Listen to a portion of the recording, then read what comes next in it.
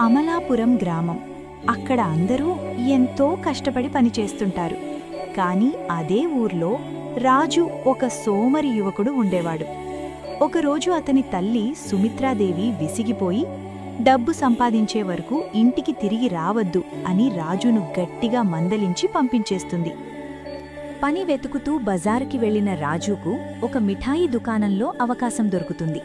కాని దురదృష్టవశాత్తు వంట చేసేటప్పుడు చక్కెర బదులు ఉప్పు వేసి మొత్తం పాడుచేస్తాడు.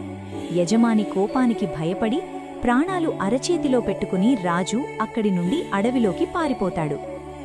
చీకటి పడుతున్న వేళ అడవిలో ఒక చెట్టును నరకబోతుంటే ఒక్కసారిగా ఒక పెద్ద గొరిల్లా ప్రత్యక్షమై మనిషిలా మాట్లాడటం మొదలుపెడుతుంది. ఆ వింతను చూసి రాజు భయంతో స్పృహ తప్పి పడిపోతాడు. ఆ గొరిల్లా పేరు గజోధర్. గతంలో గంధపు చెట్లు దొంగిలించినందుకు వనదేవుడు అతన్ని శపించాడు.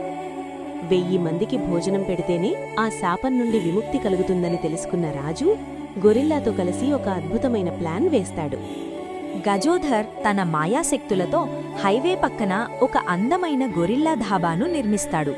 గొరిల్లా అద్భుతమైన వంటలు చేస్తుంటే కాన్హా కస్టమర్లను చూసుకుంటాడు. అతి తక్కువ సమయంలోనే వారి ధాబా చాలా ఫేమస్ అయిపోతుంది. కాన్హా కష్టపడి డబ్బు సంపాదిస్తే గజోధర్ తన శాపం నుండి విముక్తి పొందే దిశగా అడుగులు వేస్తాడు.